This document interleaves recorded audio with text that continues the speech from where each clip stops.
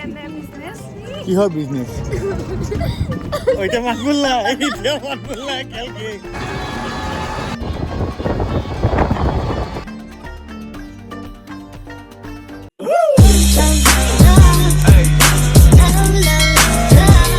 Hello guys, welcome back to our channel. তো শংকৰদেৱ আবিৰ্ভাৱ ক্ষেত্ৰলৈ আহিছে যোনটো নতুনকৈ বনাইছে বৰদোৱাত। সো আজি এটা আমি ব্লগ বনাইছো ঘৰৰ পৰা আহিছো আমি আমাৰ পিৰি ছোৱালী কেজনী আহিছে সো আমি ইয়াত আহিছো ফাৰ্ষ্ট টাইম পাৰ্কখন সো আপুনি ইয়াৰ বিষয়ে কওক সো আমি এতিয়া এইখিনি যাব লাগিব অকমান এইখিনিতে আমাক ৰখাই দিলে পাৰ্কিং হোলিৰ কাৰণে কমপ্লিট বন্ধ কৰি ৰাখিছে আমি সেইখিনিৰ পৰা আহিছো অলমোষ্ট 100 মিটাৰ হ'ব এয়া আমাৰ গোটেইকেইজনী ছোৱালী একেলগে এইখন খোজ কাঢ়িবলৈ আহিছে ৰোডত বহুত বেয়াই পাইছে আমাক সো আমি আগবাঢ়ি গ'লো ইপিনে কিহৰ বিজনেছ ওইটা মাতবুল্লা এইটা মাতবুল্লা কালকে কিহৰ বিজনেছ কৰি আছিলা তুমি কওকচোন কম আমাক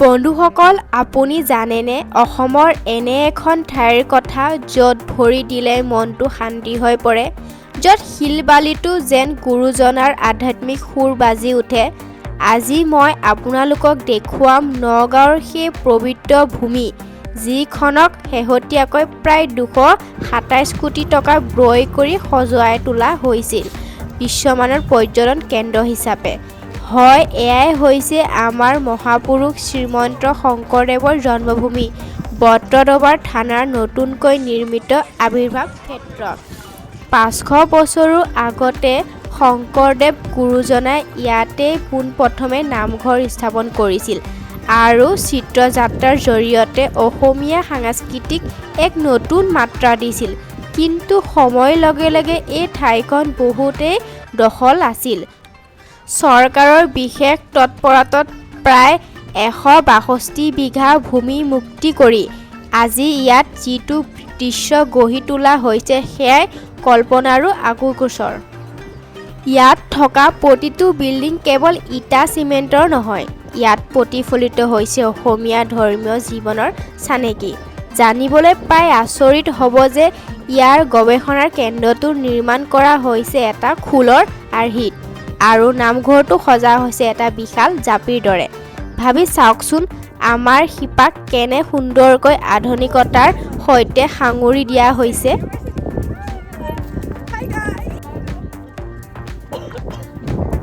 আমাৰ মামাৰ লগত কথা পাতি আছে এতিয়া টিকেট নল'লে বোলে এখানে টান পাইছে যায়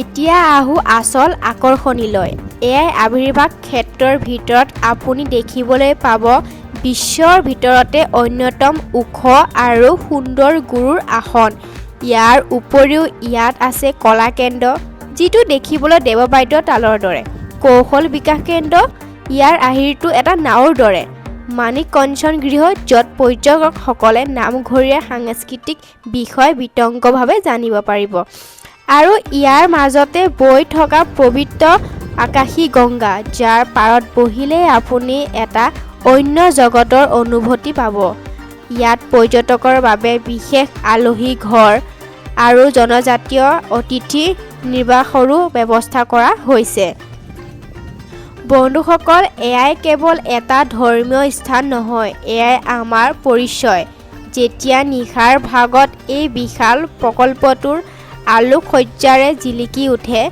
তেতিয়া এনে লাগে যে স্বৰ্গৰহে মৰ্ত্যলৈ নামি আহিছে সো আমি এতিয়া এইখিনিত আছো বহুত ধুনীয়া জেগা ঘূৰিবলৈ বহুত ডাঙৰ আৰু মানুহবিলাক আজিলৈকে ৰ'দটো শুকায়ে আছে কমপ্লিট হোৱাই নাই মানুহবিলাক ভিতৰলৈ সোমাব নিদিয়ে সো আমি এতিয়া গৈ আছো এইপিনে পিনে এয়া আছে দ্য লিভ গাৰ্ডেন সো ইয়াত আপোনালোকে বহিব পাৰে ৰেষ্ট ল'বলৈ ইমান ধুনীয়া বতাহ মাৰি আছে ন তাত বতাহটো কি ফেণ্টাষ্টিক ৰ'দটো অলপ শুকা আছে বাট বতাহ মাৰি মজা লাগিছে ইয়াত বহি ৰেষ্ট ল'ব পাৰে যদি আপোনালোকৰ বস্তু ভাগৰ লাগে বহুতেই ডাঙৰ জেগা মানে ক'ব লাগিব আমাৰ নগাঁৱতো এতিয়া এটা এনেকুৱা জেগা আছে য'ত মানুহ আহি চাব পাৰিব সো এতিয়া আমি আহি গ'লোঁ এইপিনে এইখিনিত বহুত বিভিন্ন ধৰণৰ আকৃতি আকাৰ আছে ষ্টেচু আছে ফাৰ্ষ্ট হ'ল আমাৰ নৰসিংহ ভগৱান কি ধুনীয়া বনাইছে, খুব ভাল লাগিছে দেখি পেলাই। নেক্সট আৰু দেখাব গৈ আছোঁ, চাওক আমাৰ লগত আহক। চ' নেক্সট হ'ল এওঁ পঞ্চম ৰূপ হৈছে বামুণ, ইয়াত লেখা আছে, আপোনালোকে পজ কৰিব পাৰে। চ' এয়া হ'ল। চ' নেক্সট হ'লে আমি যাম। আপোনালোকে চবেইটো গম পাইছে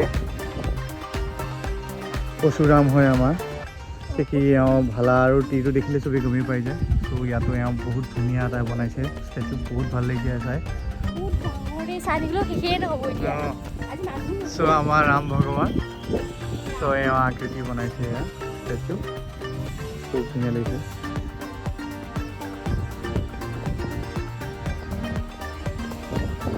চ' কমপ্লিটলি ফুল্লি এতিয়াও হোৱা নাই, বিকজ এইবিলাক লগাই ৰাখিছে বেৰিয়াৰ আৰু কমপ্লিটলি ক্ল'জ কৰি ৰাখিছে, এতিয়া সোমাব নিদিয়ে। চ' এইখিনি হোৱাৰ পিছত যেতিয়া হ'ব আৰু বঢ়িয়া লাগিব, সোমাব যেতিয়া দিববিলাক। আমাৰ কৃষ্ণ ভগৱান এনেকৈ বনাইছে। চ' ইয়াতো লেখা আছে, সেয়ে বাহিৰৰ পৰা অহা মানুহে চাব পাৰিব, নামৰ লগত ইয়াতে লেখা আছে। খুব ধুনীয়া টাইলছ লগাইছে, মাৰ্বল লগাইছে। আমাৰ বুদ্ধা এইপিনেও আছে, চাব পাৰে। ত' এয়াও কি ধুনীয়াকৈ বনাইছে।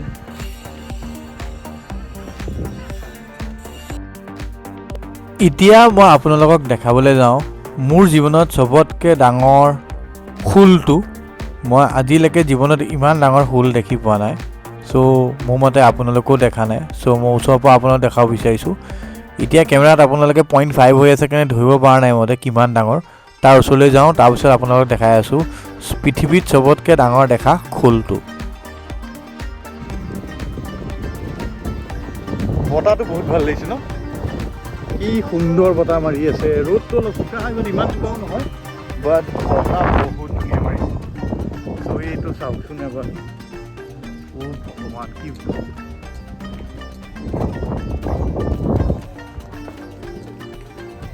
এতিয়া বুজিব পাৰিব হাইটটো।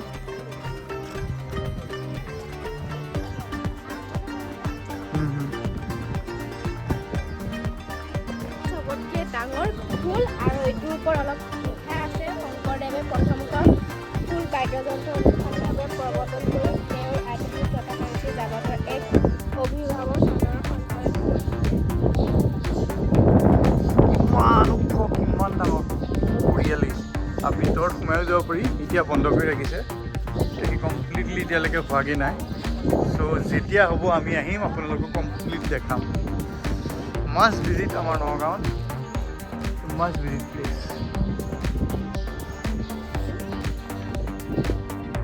চ' আমি আহি গৈছোঁ এইখিনি জেগাত য'ত কৃষ্ণা লীলা আছে, তাৰ আমাৰ ভগৱানৰ লীলা যি কৰিছিল তাৰ আকৃতি আৰু ড্ৰয়িং কৰা আছে ৱালত। ত' মই যিমানখিনি পাৰোঁ জুম কৰি দেখাইছোঁ আপোনালোকক। এতিয়া বন্ধ কৰি ৰাখিছে সময়টো, সেইকাৰণে জুম কৰি দেখাই আছোঁ। ত' বিৰাট ধুনীয়া স্ক্ৰাপচাৰ আৰু আৰ্ট কৰা আছে ৱালত, বহুতেই ধুনীয়া লাগিছে। চাওক কি ধুনীয়া বনাইছে, ফিনিচিং আৰু ডিটেইলিং বহুত ধুনীয়া।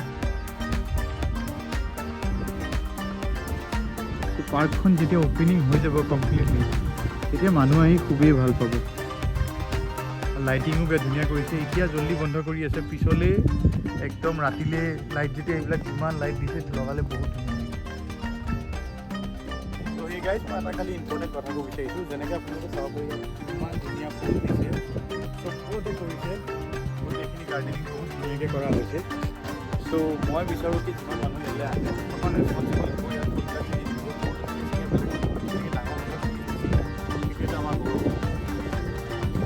এটা চিটিং প্লেচতে বহিব পাৰে। এয়া ফুল ছিঙিবলৈ পগোৱা নাই, ধুনীয়া দেখিবলৈ বনাইছে। চ' প্লিজ বি ৰেচপনচিবল, বিকজ এইখন আমাৰ নগাঁও, আমাৰ গৌৰৱ।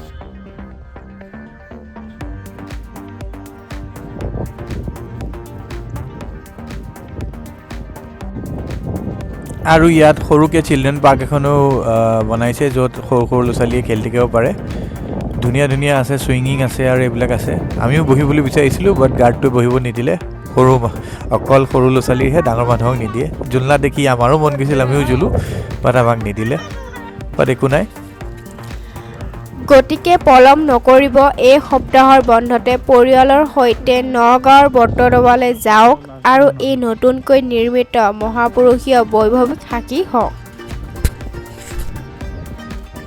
তো ব্লগটো আজি আমি ইয়াতে সমাপ্ত কৰিব বিচাৰিছোঁ সো আপোনালোকে যদি ভাল পাইছে আমাৰ হিষ্ট্ৰী আমাৰ নগাঁও এইটো নতুন পাৰ্কখনৰ কথা জানি পেলাই সো আমাক লাইক আৰু ছাবস্ক্ৰাইব কৰিব নাপাহৰিব আৰু আজিলৈ আমি বিদায় লৈছোঁ বাই বাই